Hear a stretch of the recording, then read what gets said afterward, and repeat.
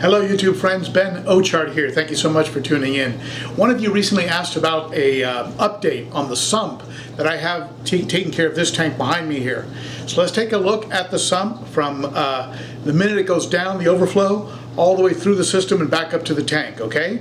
Let's take a look, share your thoughts below. You know, I initially learned about sumps from you folks and your tips, and from going to different YouTube channels, and that's how I got my sump education, and that helped me to make the best out of the equipment that I had at hand. So I thank you for that, and so your comments do have an impact on me. Do share them below. If you like the video, hit the like button, and be sure to hit that bell so you get notifications of new uploads, all right? Thank you for tuning in. Let's get right into it.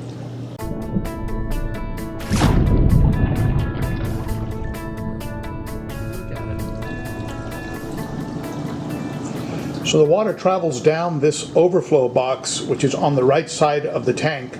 This is what is called a peninsula type tank, where the overflow system is on one side, initially intended to be displayed where you could see the tank through both sides. So this tank would stick out like a peninsula, and the overflow would be only on this side, not blocking the view from the front and back. But that's not the way I'm using the tank. I'm using it as a traditional tank. And the overflow box, you can see here, has some cutouts there. That's where the water flows in. And I made from some parts that I picked up at a hardware store this Durso. This is called a Durso. And the Durso quiets down the flow so that the water isn't cascading down a long distance and splashing. Because this tank is in my bedroom, it needs to be pretty quiet. And the Durso actually quieted it down quite a bit. So the water goes in through that Durso and goes down into the plumbing down here below, which you can see. It goes through this sort of joint, universal joint that has a shutoff valve in it, which I use from time to time, but not too often. And then it goes into a flex hose that actually has been glued into place with some of that PVC pipe glue. So it's on there very, very rock solid, no chance of a leak. And that flex hose is resting and going over a Sun 704B that is full of sponges and helps to polish the water. And so that flex hose travels then from there, from that output, which you can see where the tank is drilled on the bottom down here. And so that travels over to the to that drip tower that you can see right there. Let's take a closer look at it. Here's the where the hose actually goes into the drip tower, and the water is going into a drip tray down here that I've actually drilled some extra holes into. You can see that in a prior video.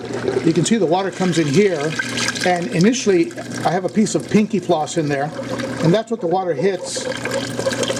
So it gets a last polish before it goes down and tumbles over the media.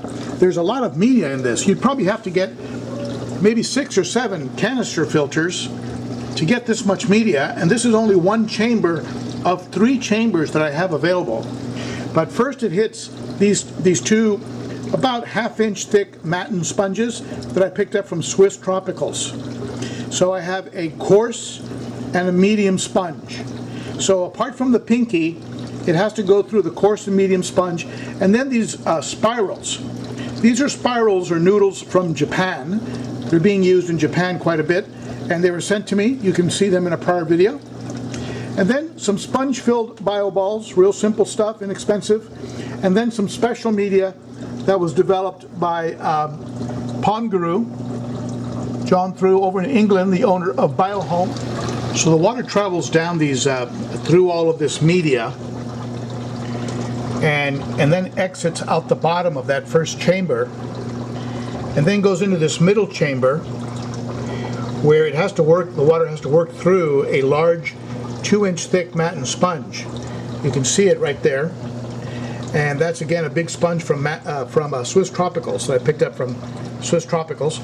It's also the home of a lot of beneficial bacteria. I also have some bamboo shrimp living in there as well. So the water goes through that sponge, then goes into this middle chamber. In this middle chamber, I have 2 Santa Monica Filtration. There's one of them there. And a smaller one here that I'm just starting to get algae to grow on. That's why I have this sheet over it between the light and the where the algae grows, because you can't give it too much light too soon or else the algae doesn't catch. So it's from Santa Monica Filtration, and they help control nitrates by having algae that consumes the nitrates. I try and have covers over the areas because you lose a lot of water to evaporation with a sump. So I try and cover things up with plexi. I have these on top of the tank openings as well.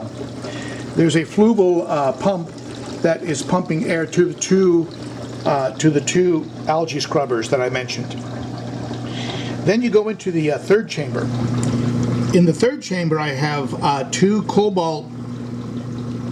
of these cobalt heaters, about 150 watts each. I went with the cobalt heaters because they're very thin and they could stay completely submerged. I also have in here some Brightwell NO3 cubes, as well as a large Brightwell block that you can see back there. That's a Brightwell NO3 block. They're supposed to reduce nitrates. They're infused with some sulfur that's supposed to help reduce nitrates. Before the water makes it to the third chamber, it has to go through and over again a little bit of that matten sponge that I've attached to the that final piece of acrylic there that the water has to go over before it goes into the final chamber. So there's a piece of sponge there that picks up any remaining detritus or anything that could cloud the water. Then the water gets pumped back up to the tank with this Rio. It's a Rio, I believe it's a 32HF, Rio 32HF, and it's a very high flow pump. I think it's close to 1900 gallons per hour, but of course it gets reduced because of the amount of distance that the hose travels. That's called head pressure, and so that reduces the gallons per hour. You'll notice on the hose there's a valve. There's a one-way valve right there, and that one-way valve prevents the water from back siphoning from the tank in the event there was a pump failure. That valve only goes one way, so the water can't just siphon back and overflow the sump. There's also an automatic top-off. This is an automatic top-off in the event that through evaporation I lose water, and then it uses a float. And when the float just gets to a certain level, it just starts releasing some of the 10 gallons. Maybe it's 5 gallons, I'm not sure. Anyway, just releases some of the gallons into the sump so that this, so I don't burn out the pump, because the pump is not designed to be run dry. There are some pumps you can run dry, not this one. And if it were to run dry, it would burn out. So this helps to prevent that, because you do get evaporation loss when you use a sump. You just can't help it.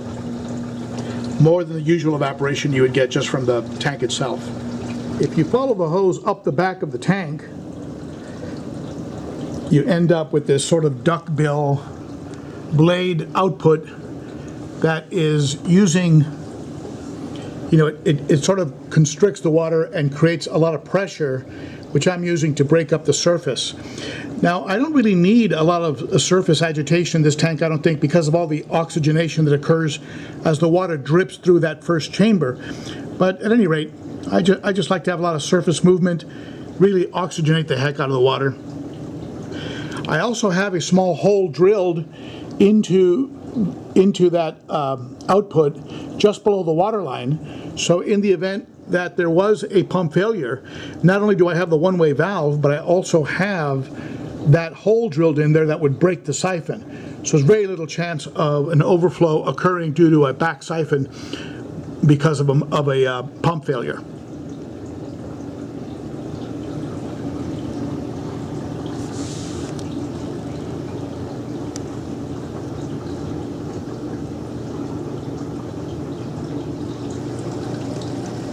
And that's the filtration system currently in use that is helping to keep this 150-gallon tank in pretty pristine condition.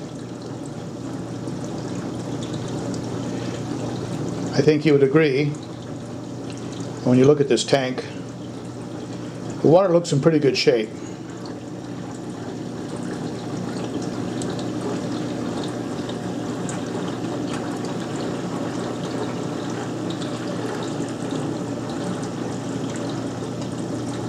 Share your thoughts below. Let me know what you think. Do you run a sump system?